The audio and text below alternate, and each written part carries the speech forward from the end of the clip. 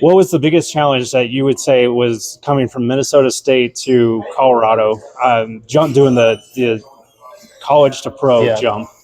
Probably the elevation. I would guess that would be my first one. But uh, I have to be very grateful for the staff that we had in Mankato because they were very hard on us as far as tactics goes, as far as approaching the gym and the classroom. And one thing that college teaches you is just taking care of your things off the ice. And I think I'm very grateful for that because like it teaches you how to deal with your off ice stuff. And then when you get into the ring, just taking care of the on ice stuff. So I don't think there was one particular thing that I had to focus on as much as the elevation because I think that was the main one. And talking to Coach Nikolov in previous conversations, he was saying that you're probably going to be one of the best grinders on the penalty kill.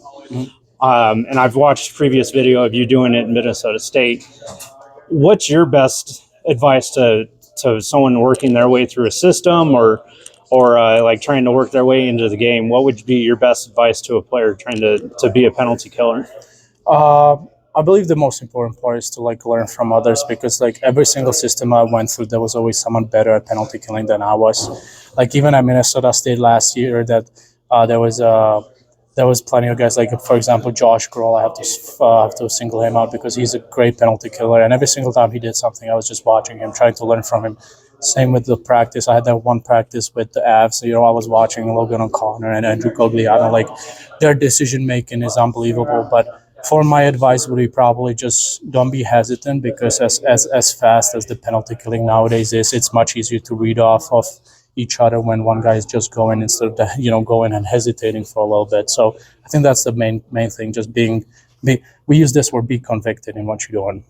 And then I believe Ryan came with you from Minnesota State. Mm-hmm. How easy did that make that transition for you? Oh, amazing. It's always nice to having someone to talk to. And obviously Weideman was my captain my sophomore year in college. So he made the transition very easy for both of us because it's always hard going to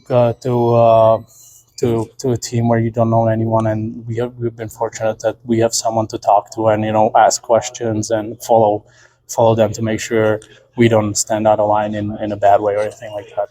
And what made you choose Colorado since you were an undrafted free agent? Mm-hmm. Well, just look at the history of this program. They take the development of the players very seriously, and they make sure that everyone is getting the fair treatment. And one biggest thing that I wanna make the connection with the players that I've been spending time with in the summer, that all of the veterans are committed to like helping each other, helping the young guys. And another guy that I want to single out in that way is Ryan Johansson. Like he came in as not part of the program, and he was just amazing help for the young guys. And last question is that now I'm blanking. What would I always like to end an interview with this is what's your favorite type of music? I would probably single out just old school rock. That's probably my favorite. Who's your favorite artist then? That one's a hard one, but I'll just go with